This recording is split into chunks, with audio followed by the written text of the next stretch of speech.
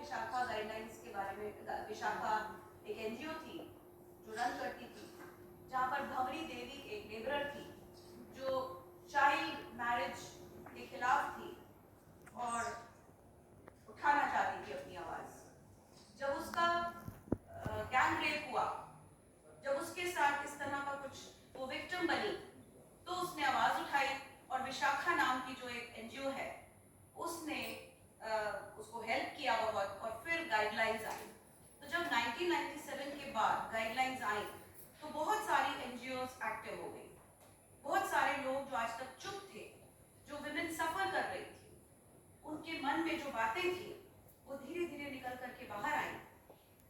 और if I am not mistaken, my learned advocate, I think 2013 sir, 2013 में फिर ये एक्ट आया। तो इसके पहले 4 सेक्शंस मेनली फॉलो होती थी। एक तो है, नेक्स्ट स्लाइड अगर आप इसको आगे कर दें, सो यूनिवर्सली फिनोमिनन ये मैं बता चुकी हूँ। Next, so basically human right issue है, this is a human right issue, self esteem of women पर बात करती है। सो ये बहुत सारी सिविलाइज्ड सोसाइटी है वो इसको टॉलरेट नहीं कर सकती, कोई भी न्यूसेंस जो वुमेन के साथ हो। सो 90 मैंने आपको बताया, सो 294 एक सेक्शन है जिसमें गाने गाना, छेड़ना, यानी कोई दिख गई तो उसको उसके कपड़ों पर कमेंट करना कि आप अच्छी लग रही हैं और उस पर गाने गाना, ऑब्सीन सॉन्ग स्पेशली पर ये सेक्शन बना। 354 एक सेक्शन है जिसमें सेक्सुअल हैरेसमेंट एंड मोलेस्टेशन पर बात होती है। और 509 जो है वो एक ऐसा सेक्शन था जिसमें वर्ड, जेस्चर और एक्ट इंटेंडेड को मॉडेस्टी ऑफ वुमेन को इंसल्ट फील कराया जाता था। So these 3 sections prevailed. Only these 3 sections were there जहाँ पर उनको अवेयरनेस थी। 2013 के बाद prevention of sexual harassment act आया जिसका नाम है POSH, POSH, राइट, एक्ट आया। अब इसमें 30 सेक्शंस हैं, तो इसके बारे में मेरे लर्नड एडवोकेट बताएंगे आपको, क्योंकि वो ज़्यादा इसमें माहिरात हासिल है उनकी, तो वो बताएंगे। बट कभी भी मेरे कुछ डूज एंड डोंट्स हैं, इसके पहले कि सर कुछ कहें। सर बना देना। Next slide. What should men and women, they should know when they are working at a place? जब वो घर से बाहर निकली है महिला, तो उसको क्या क्या बातों का पता होना चाहिए। She should know, कि men को पता होना चाहिए, women को पता होना चाहिए कि क्या क्या हमें करना है और क्या क्या नहीं करना। Showing pornographic pictures on the computer or phone, ये pictures को अपने फोन पे रखना भी नहीं रखना चाहिए, कभी गलती से भी नहीं। So, men को objectionable photos नहीं रखना चाहिए। इसके बाद suggestive language को उनको follow करना चाहिए, particular language है। Dirty jokes उनको share नहीं करने चाहिए workplace पर। They should not give any sexual anecdotes, कोई कहानियाँ, छोटी-छोटी कहानियाँ सेक्स पर आधारित बात करने की जरूरत नहीं है वहाँ पर। कभी भी औरतों के साथ बात करते समय मेन को उनके चेस्ट एरिया पे नहीं देखना चाहिए, इट डजंट लुक गुड। उनके बैक पर, शोल्डर पर हाथ लगाकर बात करना तो बिल्कुल भी नहीं चाहिए। They should never stop them at the social platform. Any rumors, any talks at workplace with sexually colored remarks about working women, spreading rumors about a woman's sexual relationship with them. अगर उसके घर पे हालात ठीक नहीं है और वो अगर किसी से फ्रेंडशिप कर लेती है अपने ऑफिस में, तो ये this is none of the business of any other person to talk of that particular woman और man. Calling on the pretext of work, अगर हम उसकी बात करें, तो कोई भी कॉन्वर्सेशन जो अनकंफर्टेबल लगता है विमेन को, मैन को नहीं करना चाहिए। Women should not do for man. Males भी इस केस के अंदर कभी फंस जाते हैं, बिना बात पर फंस जाते हैं। 2013 के बाद जो एक्ट आया, इन सेक्शंस में और भी क्लैरिटी दी है कि मेल्स एंड फीमेल्स दोनों को हमें इससे कैसे अपने आप को बचाना है। हमें या सिंगिंग करना या कोई provocation provocative sexually explicit songs गाना भी अच्छा नहीं प्रतीत होता उस केस पर। विमेन को क्या करना चाहिए? विमेन के साथ अगर कभी भी कोई ऐसा हादसा उनको, हम सब मैच्योर हो गए, हमें पता है हमारी लिमिट्स क्या है, जब हमसे कोई बात करता है तो हमें पता है कि वो अगर बात कर रहा है और उसके बात करने के तरीके में कुछ ओछापन है तो हमें तुरंत उसको टोकना चाहिए, वहीं के वहीं, nip the evil in the bud. मेरे साथ एक किस्सा हुआ है, मैं आपको बताऊंगी, शेयर कर सकती हूँ sir madam? I am in government Mahakoshal arts and commerce college from 31 years। अब इंग्लिश डिपार्टमेंट की हेड और इंग्लिश की एक्टिविटीज सब करवाने के चक्कर में I have to go up and down in the college always, sometimes on the first floor, second floor, third floor, इस तरह से चलता है, वहाँ पर लिफ्ट नहीं है। एक क्लर्क को मैंने नीचे आके कहा, उस समय आज से 20 साल पहले की बात है, फोन ज्यादा प्रचलित नहीं थे, किसी के हाथ में मोबाइल फोन्स भी नहीं थे, तो मुझे बार बार दौड़कर नीचे आना पड़ता था, दुखी हो रही हूँ बोलकर कि हमारे स्टेट गवर्नमेंट ऑफिसेस में पेपर तक जो है इशू नहीं होता। तो हम नीचे आए, हमने उनसे कहा कि सर, क्लर्क को कहा, गुप्ता सर आप हमें कागज तो दे दिया करिए, ऊपर से नीचे तक भाग भाग के परेशान हो जाते हैं, हमारी टांगे रुक जाती हैं। तो एक सर वहां बैठे, तो उन्होंने मुझे ऊपर से नीचे तक देख के कहा, अरे मैडम एक बार तो कहती, कोई भी आपकी टांगे दबा देता।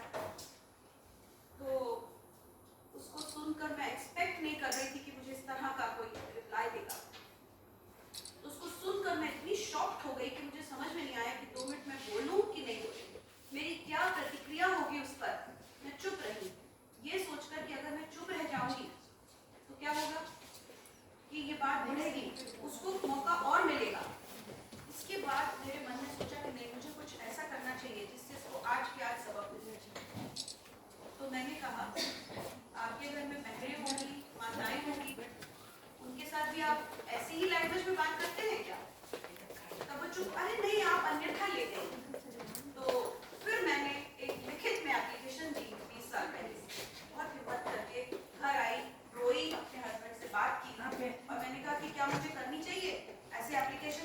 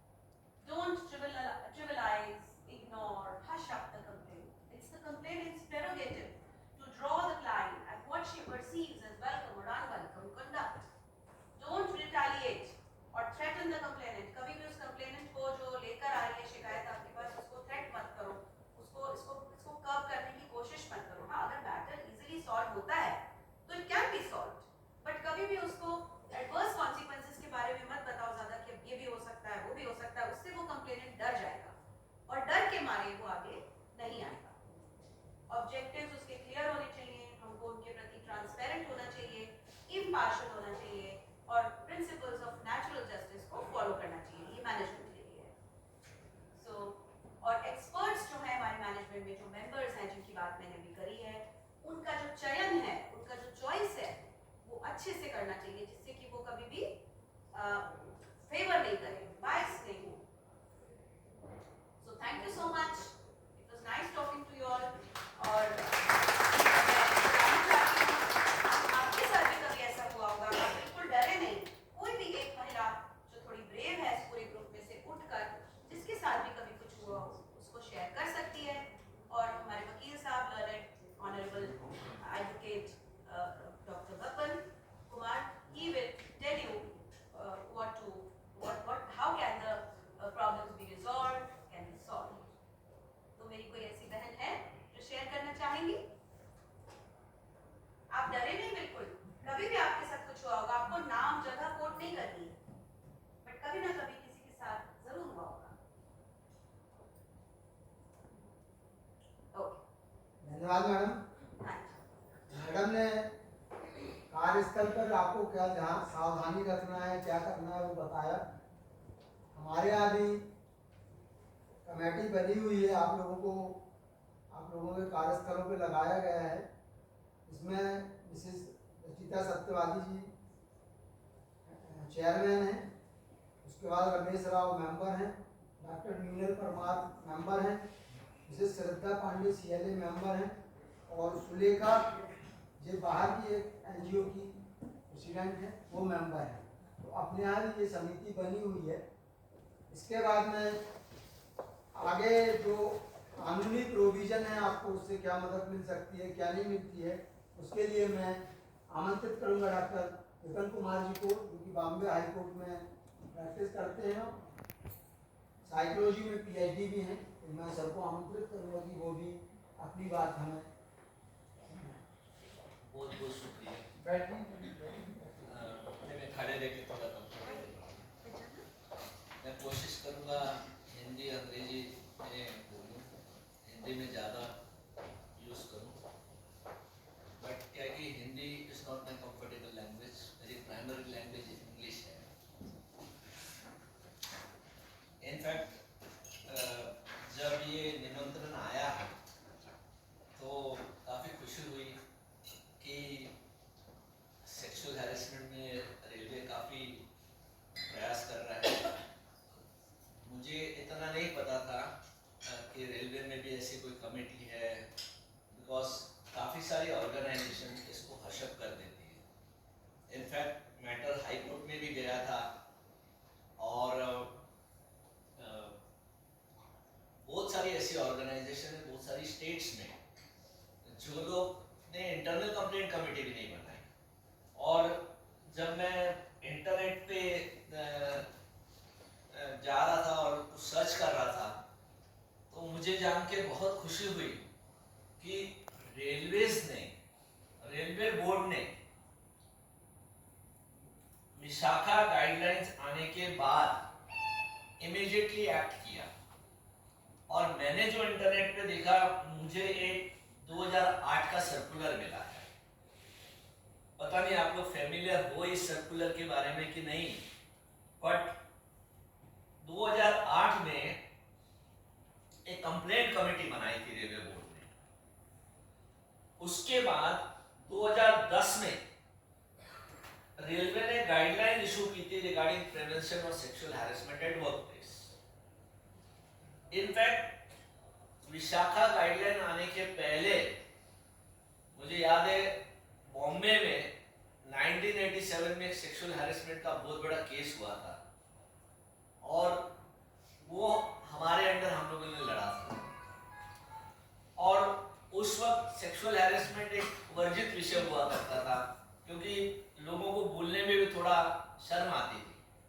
वो विषय ऐसा था कि प्रिंसिपल ने कैबिन में बुलाया प्रोफेसर को और उसने उसको किस किया,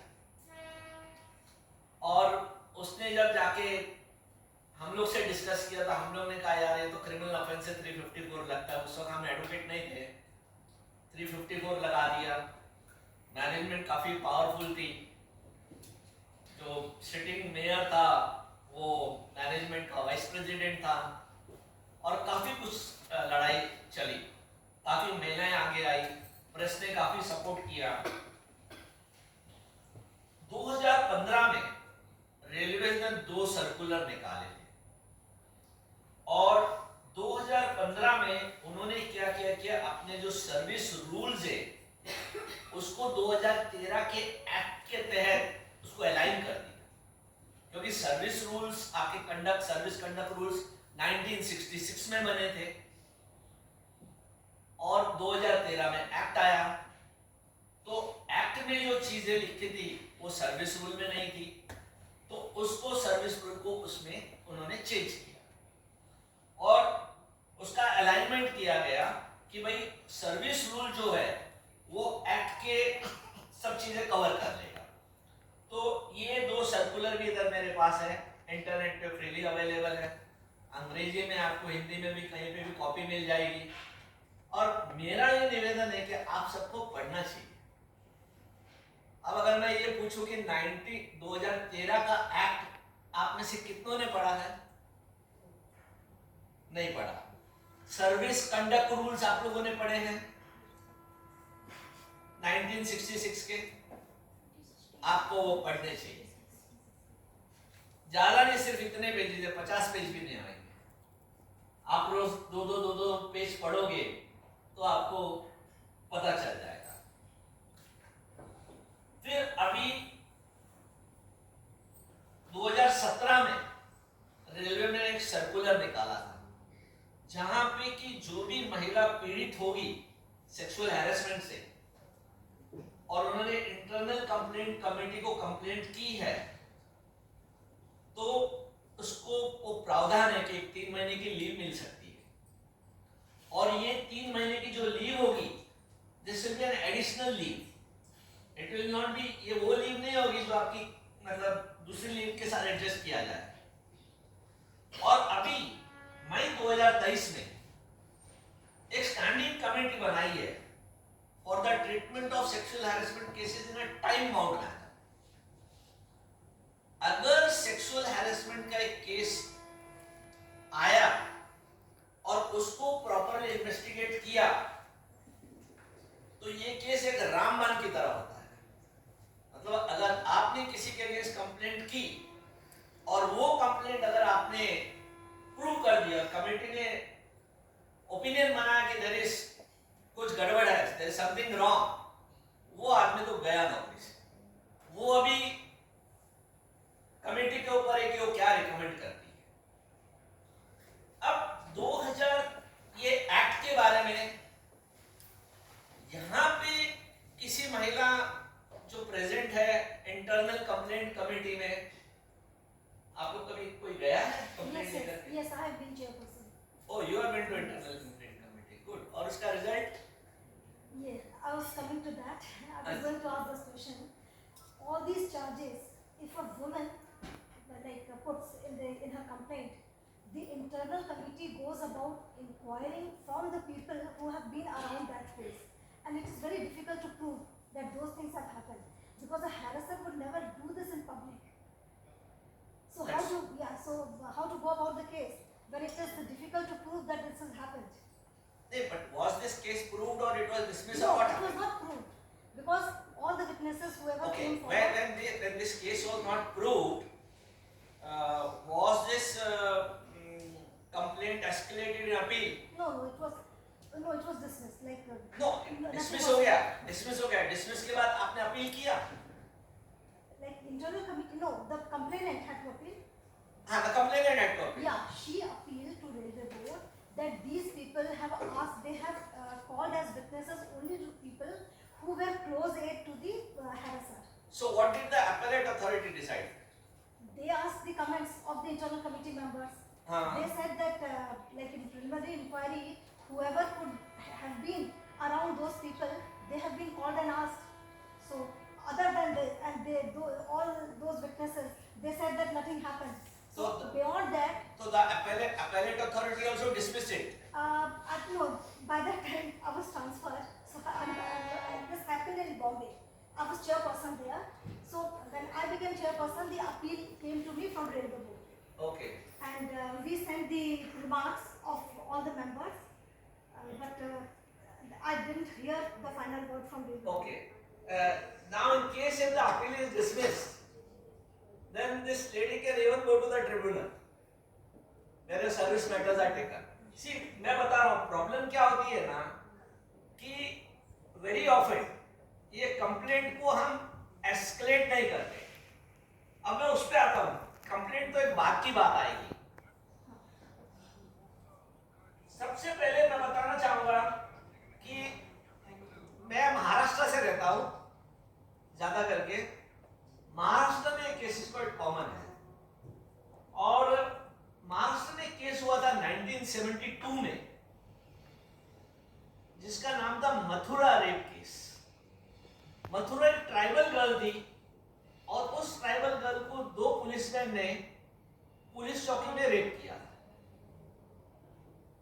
और वो लेडी को जस्टिस नहीं मिला और फिर ये मैटर आगे ट्रैवल किया, काफी हंगामा हो गया. उसके बाद 1983 में क्रिमिनल लॉ में काफी चेंजेस आए और वो चेंजेस काफी टाइम तक रहे. उसके बाद ये भौरी देवी का केस हुआ.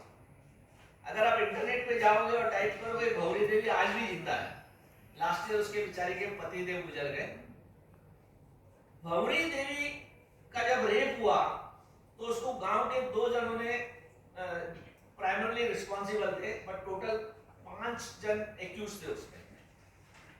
तो जब भौरी देवी का रेप हुआ तो वो करीब चला 7 साल तक और जब ये केस चला तो एक्यूज लोग को छोड़ दिया, 5 एक्यूज को छोड़ दिया. और उसमें रीजनिंग क्या थी, बड़ी मजेदार रीजनिंग थी कि जो विलेज हेड है वो कैसे रेप कर सकता है, वो तो पितामह होता है. 60-70 साल का आदमी है जिसके अगर आपने एलिगेशन लगाया वो कहां पे रेप करेगा. अलग अलग कास्ट के लोग मिलकर के कैसे रेप कर सकते.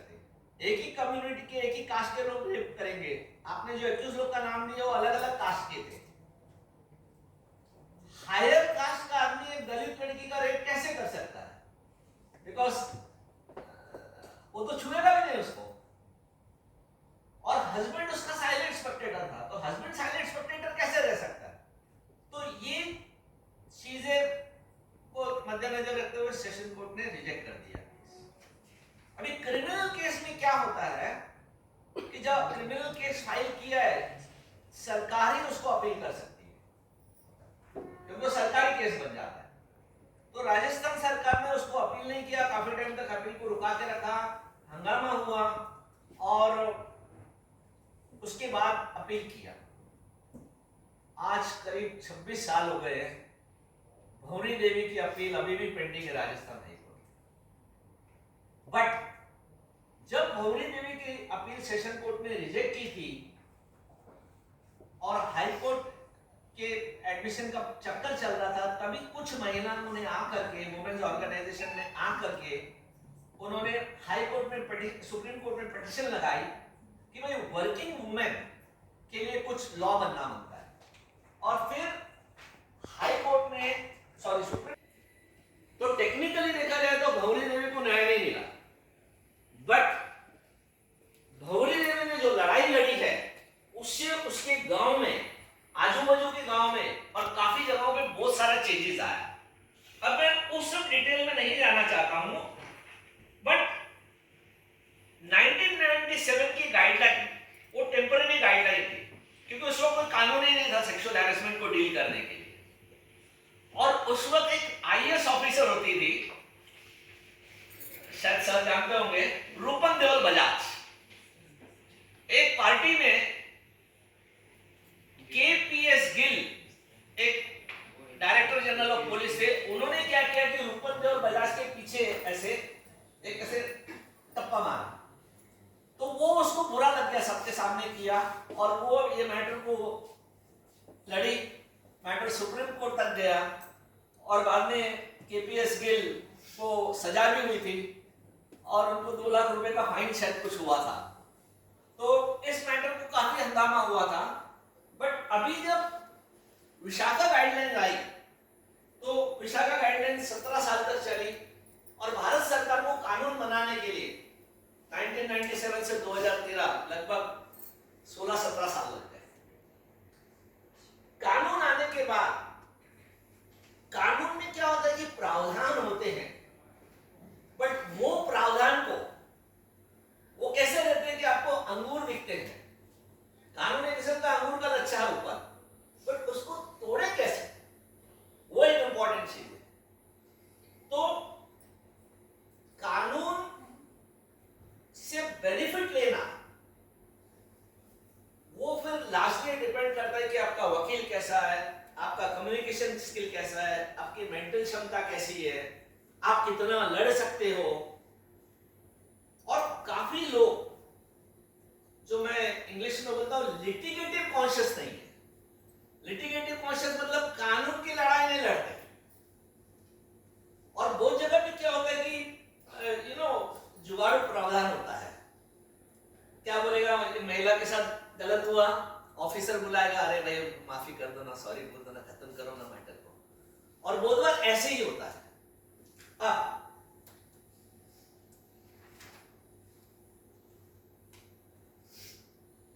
कानून से ज्यादा मैं 3 बड़े बड़े मुद्दों के ऊपर बोलना चाहूंगा जो बहुत इंपॉर्टेंट है।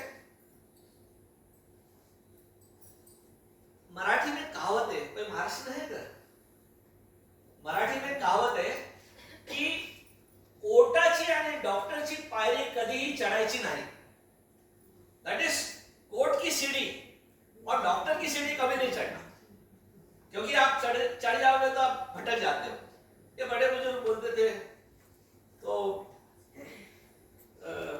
मैं भी जब वकील बना 20 साल की टीचिंग करने के बाद तो लोग बोलते थे इसकी मत मारेंगे। सो वो क्यों मैं बताता हूं, क्योंकि जो कोर्ट से न्याय लेना कई बार तो आसान होता है, बट बहुत बार क्या होता है कि शेर के मुंह से हड्डी निकालने के जैसा हिसाब होता है। उसमें आपको जिगर चाहिए, काफी पेशेंस लगता है। और मैं ऐसे केसेस हैंडल कर रहा हूं आजकल जो ऑन एन एवरेज 8-10 साल तो चलते ही चलते हैं। अगर आप लड़ोगे, और मेरे कोई केसेस 2011 के भी पेंडिंग है, और एक केस में हैंडल कर रहा था जो 42 इयर्स पुराना केस था। सो मेरी ये राय रहेगी कि अगर आपको लीगल और human rights, naturally sexual harassment is a legal and a human right issue, अगर आपको समझो सेक्सुअल हैरेसमेंट का भूगोल बजाना है, ये नहीं बोलता कि आप चुप बैठो आपके साथ, बट ये आपको डिसाइड करना है। देखो सेक्सुअल हैरेसमेंट कैसे रहता है ना, कि अगर मैंने किसी महिला को गया और उसके पीछे बटक्स के ऊपर से मार दिया, हाय हाउ आर यू, तो उसको बुरा नहीं लगेगा।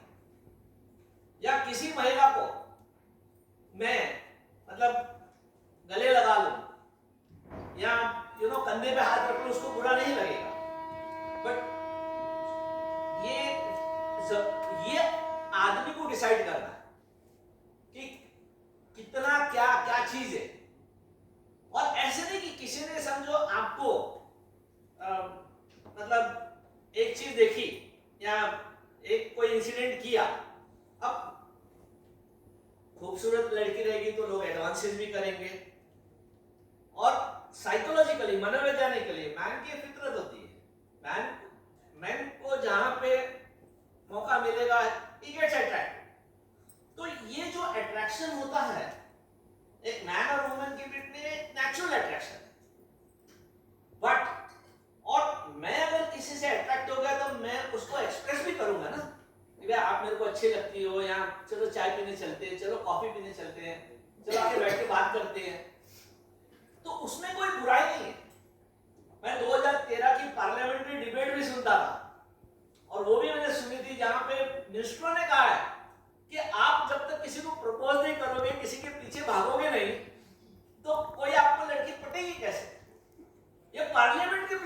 डिस्कस हुआ था वो एक अलग चीज है, बट अब क्या चीज सेक्सुअल हैरेसमेंट लगेगी वो एक काफी सब्जेक्टिव, उसका ऑब्जेक्टिव क्राइटेरिया नहीं। सब्जेक्टिव मतलब कि अगर मैंने एक वर्ड यूज किया, इंग्लिश के काफी वर्ड है जिसको हम लोग इंग्लिश में बोलते हैं 4 लेटर वर्ड्स, मैं बोलना नहीं चाहूंगा इधर। 4 लेटर वर्ड्स अगर आपने सुना होगा तो ठीक है, अगर आपको अंग्रेजी नहीं आती तब किसी को पूछ लेना कि 4 लेटर वर्ड क्या होता है, बता देंगे। They are dirty words, but वो कॉमनली यूज होते हैं इंग्लिश लैंग्वेज में, और इंग्लिश लैंग्वेज में वो जब हम यूज करते हैं तो बुरा नहीं लगता, बट उसी का हिंदी में ट्रांसलेशन करके लगेंगे तो बहुत बुरा लगेगा। तो कई बार मेरा एक पर्टिकुलर एक्शन, मेरा एक पर्टिकुलर वर्ड या मैंने एक जो क्रैक किया उससे ये भी हंसेंगी ये भी हंसेंगी, बट हो सकता है X, Y, Z ये 3 महिलाएं नहीं हंसे, इनको ऑब्जेक्शनेबल है। तो ये आदमी को डिसाइड करना चाहिए कि क्या ऑब्जेक्शनेबल है या क्या ऑब्जेक्शनेबल नहीं है। अगर आपने सेक्सुअल हैरेसमेंट की गूगल बजाई तो आपको सबसे पहले काम करना है कि आपको कंसिडरेबल नॉलेज होनी चाहिए। You have to acquire knowledge. अब लॉ 2 किस्म के होते हैं, एक सब्सटेंशियल लॉ होता है, एक प्रोसीजरल लॉ। प्रोसीजरल लॉ बताया जाता है कि क्या प्रोसीजर फॉलो करना है। तो जो सेक्सुअल हैरेसमेंट लॉ है 2013 का, इसके साथ रूल्स भी है। तो अगर आपने डिसाइड किया तो आपको दोनों पढ़ने हैं, और आपने अगर कंप्लेंट की तो आपकी कंप्लेंट रिटर्न कंप्लेंट प्रॉपरली होनी पड़ती। सिर्फ बहुत बार क्या होता है कि आपकी रिटर्न कंप्लेंट अगर प्रॉपरली नहीं होती है ना तो वहां डिफिकल्टी आ जाती है। अब मेरे कई वकील दोस्त लोग हैं या कई वकील लोग हैं जिनके साथ मैं काम करता हूं, वो लोग कंप्लेंट भी डिटेल में नहीं जाते। मेरी एक आदत है, मैं वो डिटेल में कंप्लेंट करता हूं। तो वो बोलते हैं इतने डिटेल में कंप्लेंट करने की क्या जरूरत है, बिकॉज आपकी जो फर्स्ट कंप्लेंट होगी it should contain all facts, और सिर्फ तथ्य ही लिखना है आपको। तो आप कैसे रिटर्न कंप्लेंट करोगे, writing skill is very very important, और आपको प्रोसेस को अंडरस्टैंड करना है। अब इस कंप्लेंट में तो टाइम बाउंड मैनर दिया है, इंटरनल कंप्लेंट कमेटी ने बताया है, टाइम दिया है कि आप कितने दिन में नोटिस इशू करोगे, कितने दिन में हियरिंग करोगे, कितने दिन में क्या करोगे। बहुत बार क्या होता है कि ये जो सिस्टम है, ये सिस्टम कैसे काम करता है लोगों को समझ में नहीं आता। तो अगर आपको कानूनी प्रक्रिया नहीं समझेगी, कानूनी सिस्टम नहीं समझेंगे तो आपको फ्रस्ट्रेशन आएगी। आपके अंदर पेशेंस होना मांगता है, शांति होनी मांगती है। अगर आपके अंदर पेशेंस नहीं होगा, बिकॉज ये सब चीजों को टाइम लगता है। You don't have to trust blindly anybody. मैं 90% वकीलों, खुद वकीलों के, मैं 90% वकीलों पे भरोसा नहीं करता। You don't have to trust anybody. क्योंकि कौन आपके केस को डाइल्यूट कर देगा, कौन आपको किधर डेड एंड में लेके जाएगा, आपको मालूम नहीं पड़ेगा। You have to always keep control over the situation.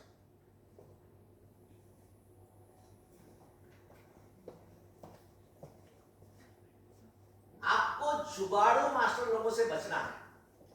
वो डिपेंड करता है कि आपकी जो सेक्सुअल हैरेसमेंट है, अगर आप विक्टिम हैं तो आपके सेक्सुअल हैरेसमेंट की सीवियरिटी कितनी है।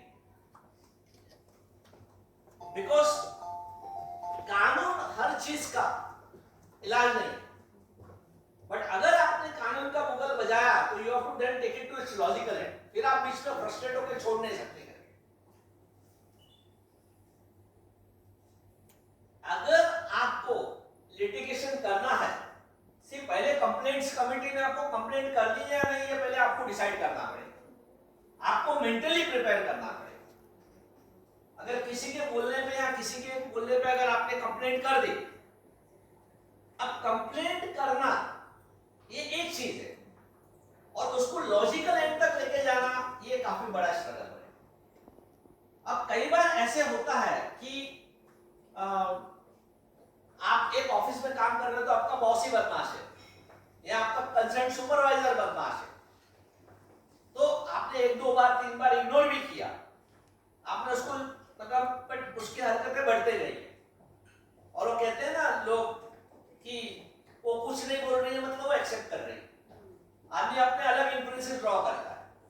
तो फिर आपको एक सिंपल कंप्लेंट देनी है बॉस को राइटिंग में कि भाई ऐसा ऐसा इंसिडेंट हुआ है, ये हुआ है, but you tell him to behave himself, if he doesn't behave then I will compel to lodge a complaint against the complaints committee. 80% of the time तो आदमी सुधर जाएगा, बट अगर नहीं सुधरता, हाँ एक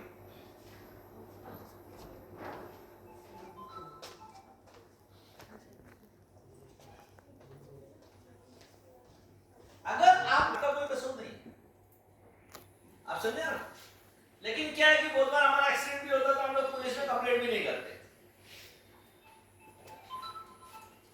सो लोग ये जरूर कहेंगे बेचारी है, अकेली लड़की है, वो क्या कर लेगी, उससे शादी कौन करेगा। मैंने इतने केसेस देखे जहाँ लेडीज लोगों ने औरतों ने लड़ाई लड़ी है, उससे कोई फर्क नहीं पड़ता। आपको आपकी मानसिकता, आपका सोचने का, समझने का, आपका परसेप्शन चेंज करना है। अगर समझो किसी ने, जैसे भी मैडम ने बताया कि मैं घबरा गई, मैंने घर में जाके डिस्कस किया कि लोग क्या सोचेंगे, मेरी बदनामी होगी, ऐसे कुछ नहीं होता है। देखो 10 लोगों के 10 मुंह होते हैं, तो 10 लोग अलग अलग बात करेंगे। You should not gate worried about that. अगर आपने डिसाइड किया लड़ना है तो आपको ये नहीं सोचना है कि अगला आदमी क्या सोचेगा। मैं बहुत बार, मेरे पास जब कोई सेक्सुअल हैरेसमेंट का केस आता है या कोई आता है, मैं उनको समझाता तो मैं उनको बोलता नहीं ऐसे होगा, ऐसे होगा, ऐसे होगा। मैं बोला ये सब आपकी पॉसिबिलिटीज है, ऐसे कुछ नहीं होता। अगर आप घर की बड़ी लड़की हो, घर की बड़ी बहू हो, कुछ नहीं होगा ऐसे। बट ये आपकी सिचुएशन को आप अच्छे से जानते हो, आपको वो देख करके डिसाइड करना है कि आपको लड़ना है कि नहीं।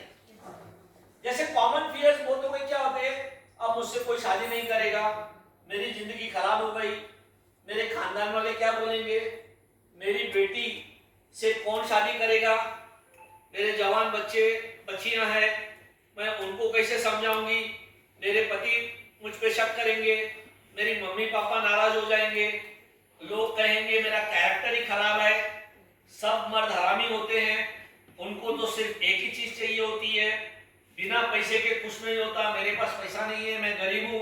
ये कॉमन फियर होते हैं और ये फियर को चेंज करना, उनकी मानसिकता को चेंज करना, मेरी आधी एनर्जी जाती है। और जब ये मानसिकता उनकी चेंज कर दी, एनजीओस कैसे काम करते हैं ये भी आपको केयरफुल रहना चाहिए। अगर आपके साथ कुछ हुआ है, आप खुद डायरेक्ट जाओ, क्योंकि आपके ऑर्गेनाइजेशन में या रेलवे में खास करके बहुत अच्छा सिस्टम बनाया गया है। Make a written complaint to the internal complaint committee.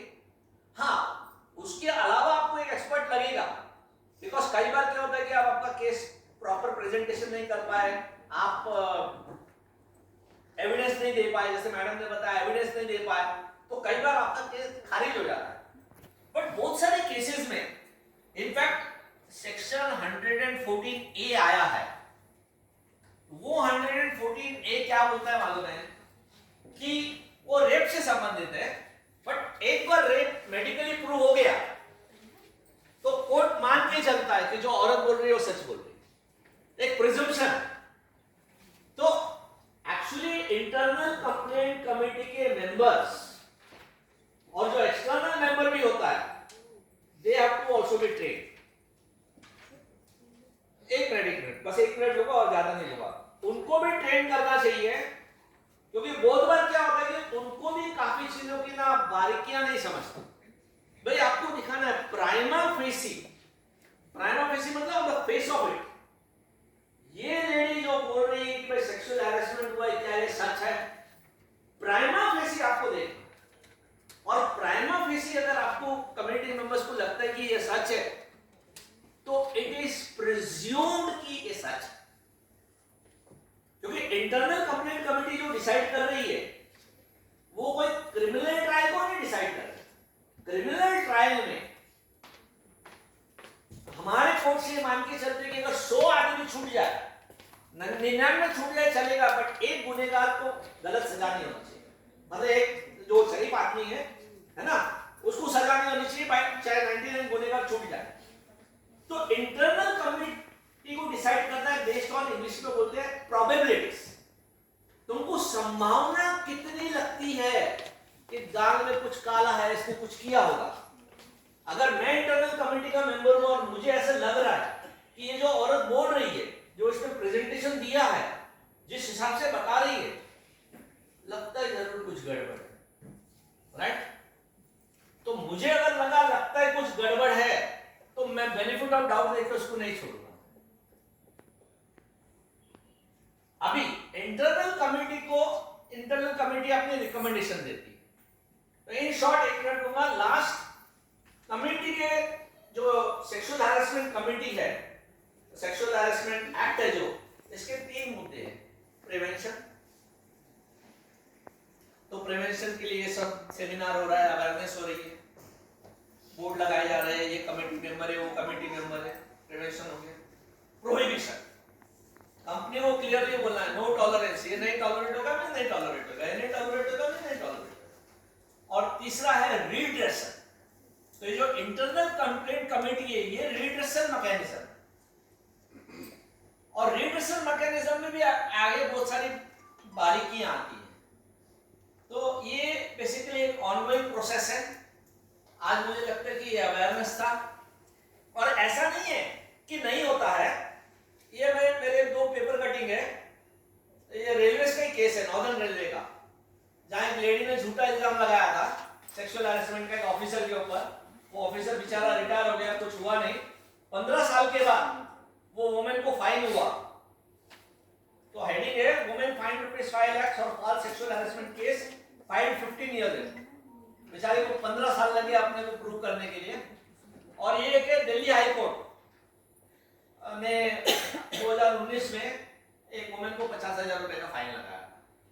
But problem क्या होती है कि अगर झूठा केस किसी महिला ने किया है, आदमी बच जाता है, तो सोचता है यार बच गया, बहुत हो गया, तो वो फिर आगे नहीं करता है। बट कानून में प्रावधान है कि अगर आपने मेरे पे झूठा केस किया है, मैं बच गया हूं, अब मैं आपको छोड़ूंगा नहीं। सेक्शन 182 और 211 ऑफ आईपीसी, उसमें मैं आपके ऊपर केस कर सकता हूं, और वो केस अलग चलेगा। तो और कानून में भी काफी प्रावधान आ रहे हैं, क्योंकि हमारे जो लॉज है वो बेसिकली फेवर ऑफ वुमेन है, और काफी महिलाएं भी इससे आहत है कि वो फेवर ऑफ वुमेन क्यों है। क्योंकि अगर मैं ट्रबल्ड हो गया, झूठे केस में मैं फंस गया, तो प्रॉब्लम क्या होगी, मुझे तो तकलीफ होगी, बट मेरे साथ मेरी माँ, मेरी बहन, मेरी बीवी, मेरी बहू, ये सब लोग को भी तकलीफ। तो ये मैट्रिमोनियल मैटर्स में आजकल बहुत हो रहा है कि काफी सारे ये ऐसे केसेस आ रहे हैं। तो अभी जेंडर न्यूट्रल लॉज का भी मुहिम चली है, देखिए अभी कब वो होता है। बिल पास किया था पार्लियामेंट में, बट वो रिजेक्ट हो गया है। बट अभी और Before the institution, thanks you sir. मैं एक मुद्दे पर आना चाह रही थी कि मैम ने, ऑनरेबल चेयरपर्सन ने आपसे क्वेश्चन किया था, आपने उसका आंसर नहीं दिया। हाँ मैंने किया, उन्होंने ये कहा था कि कैसे ये प्रूव होगा कि वो जो आया है कंप्लेनेंट वो सच है कि नहीं। मैंने क्या बोला, मैंने अभी उसका जवाब वही दिया कि सबसे पहले वो अपील में गई थी, अपील का फाइंडिंग क्या हुआ, तो मैडम को अपील की फाइंडिंग मालूम नहीं है। अगर अपील रिजेक्ट हो जाती है तो मैं रिकमेंड करूंगा कि इसको ट्रिब्यूनल में मैटर को लेके जाए, या मैटर को हाई कोर्ट में लेके जाए। एक मिनट, उसको हाई कोर्ट में लेके जाए, अभी वो हाई कोर्ट डिसाइड करेगा। अब जो इंटरनल कंप्लेंट कमेटी है, इंटरनल कंप्लेंट कमेटी को मैटर को जब डिसाइड करते हैं तो they have to decide on the basis of probabilities and not on the basis of strict proof कि तुम गवाह लेके आओ। अब बॉस ने अगर कैबिन में बुलाया और कैबिन में क्या हो रहा है वो तो बॉस और लेडी के बीच में ही है। मैम का यही होता है। हाँ, तो वो जो फिर आपको सर्कमस्टेंशियल एविडेंस देते चाहिए। तो circumstantial evidence और based on probability then the committee will come to a decision.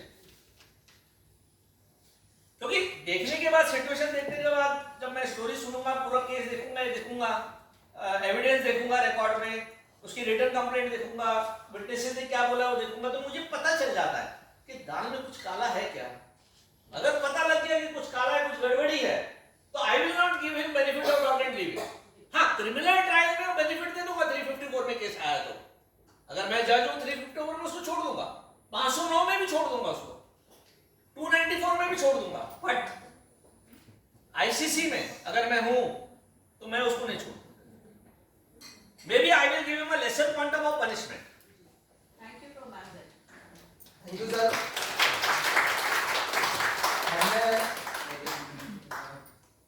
कोई क्वेश्चन आंसर? ओपन हाउस पर यदि किसी को इस विषय में कोई प्रश्न है, कोई बात अपनी रखना तो वो रख सकता है। मंच खुला है सभी के लिए।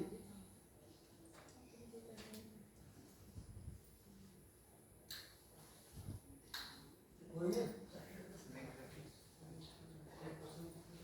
ये अच्छा मौका है, फिर 1 साल बाद मिलेगा ये मौका, है फिर सेमिनार आयोजन हुआ तो। ये मेरे रेलवे के सर्कुलर से सब, अगर किसी को चाहिए, मेरे काम का नहीं है, अगर किसी को चाहिए तो मैं दे सकता हूँ। इसको चाहिए रख लेंगे सर, को लगेगा उसको। सर ने विपिन सर ने एक चीज और मैं जस्ट सप्लीमेंट करना चाहूँगा, जो railway is very serious about this, usually take very serious, कोई भी कंप्लेन आती है we take it seriously, and even up to ministry level quarterly they take the position, कितनी कंप्लेन आई, उस पे क्या हुआ, क्या एक्शन हुआ, everything they take from us. So that's what I. साथ में आप लोगों को यह भी बताना जरूरी है कि जो हमारा रेलवे सर्विस कंडक्ट रूल है उसमें 3C एक सेक्शन जोड़ी गई है जो पूरी इसी सभी बातों को डिफाइन करती है। उसमें आपको क्या अधिकार है, क्या कर्तव्य है, सर ने तो आप लोगों को बहुत कुछ बताया, तो आप उसको भी पढ़ सकते हो। कंडक्ट रूल तो सभी को मालूम होना चाहिए।